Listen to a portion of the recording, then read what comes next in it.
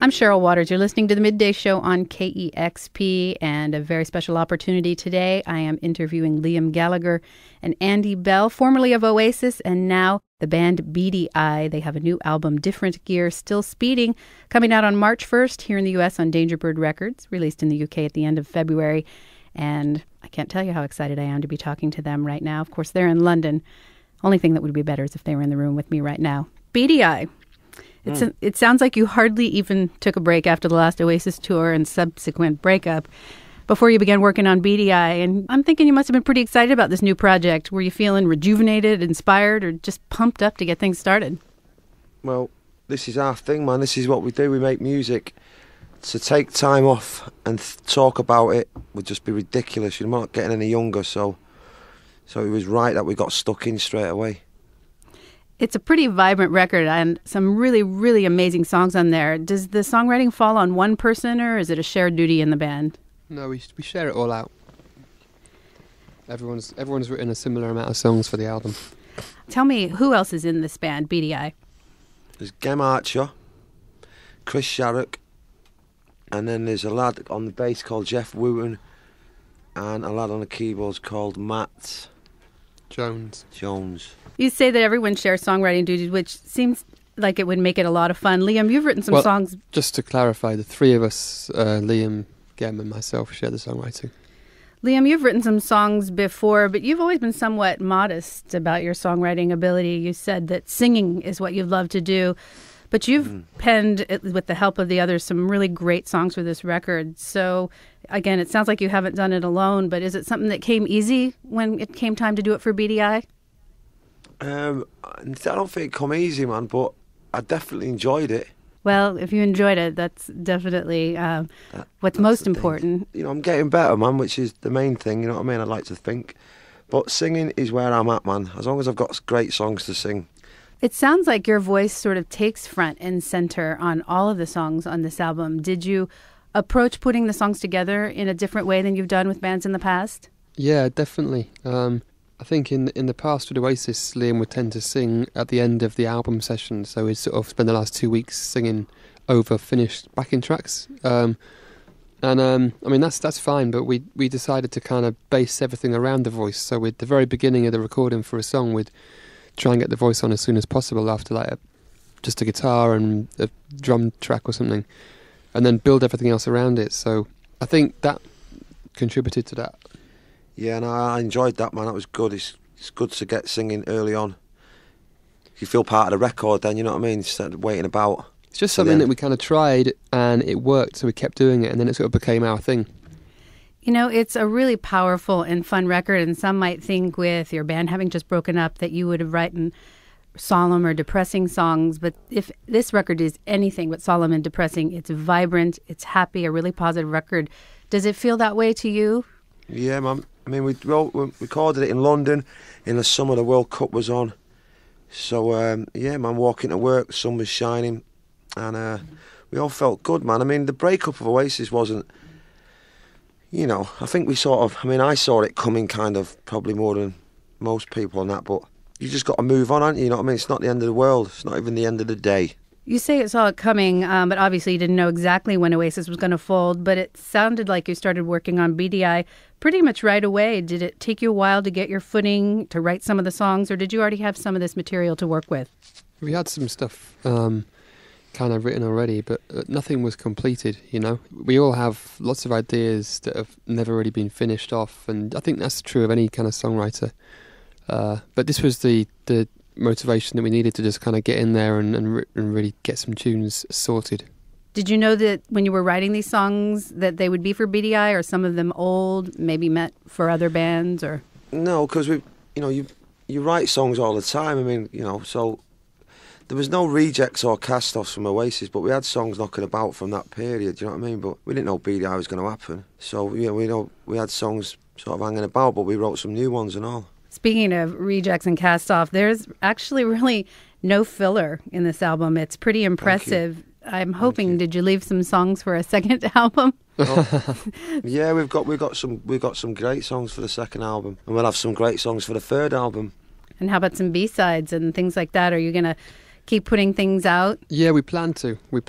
I mean, we put everything we had into the album. We had 13 songs done, and at one point we were being told, well, you have to just save some for B-sides and bonus tracks, so just make the album 10 tracks. But we couldn't. We were like,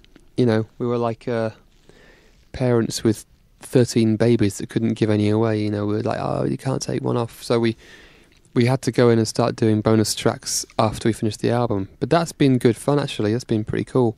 It's like teeth, and what's your favourite tooth? You know what I mean? You take one out of the pack, and then your smile looks stupid. You talk about them being your babies, and you definitely, all your little babies have different personalities. I hear influence from some of mine, and I know many, many people's favorite bands. Of course, the Beatles, which is unavoidable with Liam's amazing voice, but you hear the Rolling Stones influence in there, the Hollies, the Laws, T-Rex, even Jerry Lee Lewis.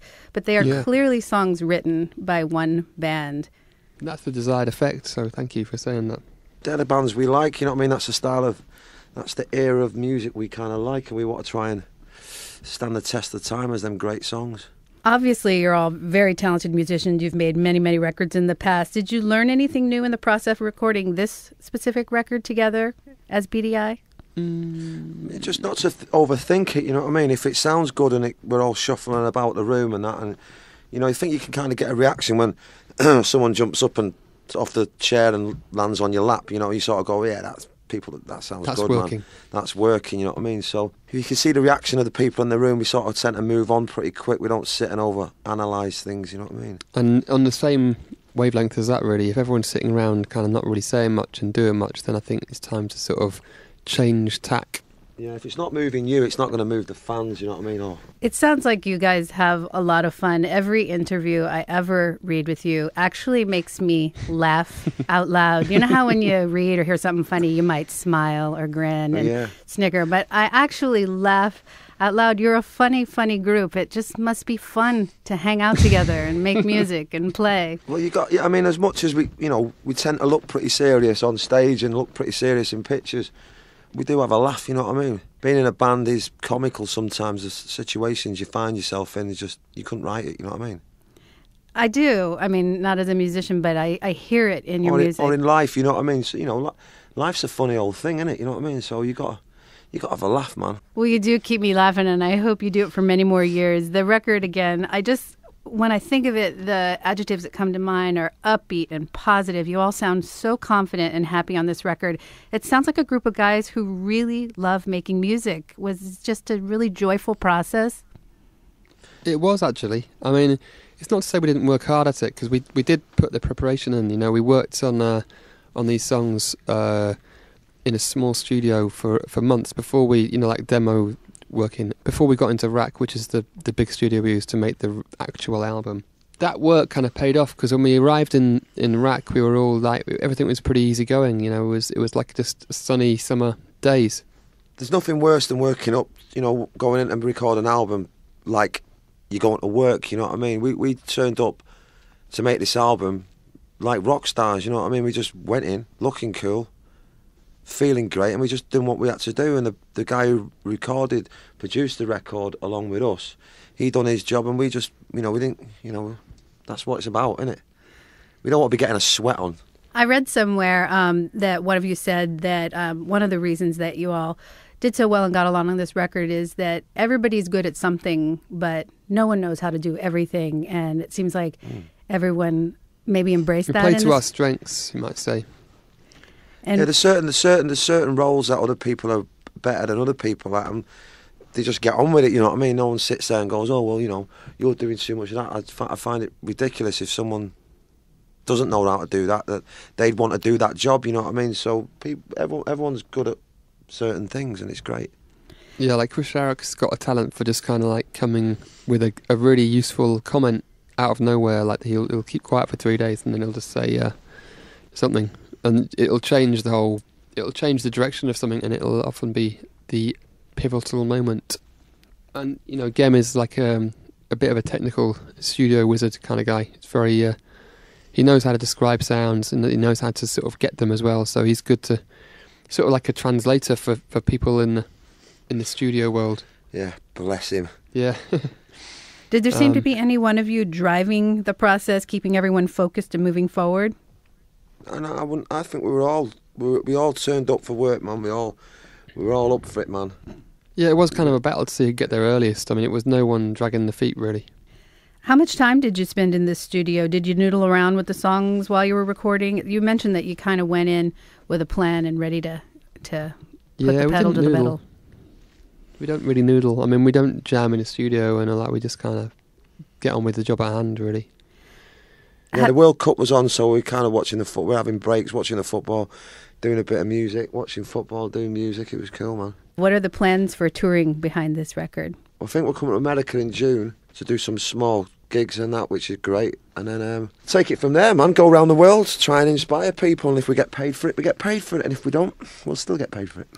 The new record is called Different Gear Still Speeding, which I love. And you seem to be really proud of it and really happy. And we are, man. I mean, the main thing has been having a record. You know what I mean? This is what we do. We make music. Just because Noel's left, or I've split Oasis up, and that doesn't stop our musical journey, man. You know what I mean? As individuals, there's no way I'm going to work in a bank or anything. You know what I mean? Or same for Andy or Gemma and that. You know what I mean? This is what we've got to do.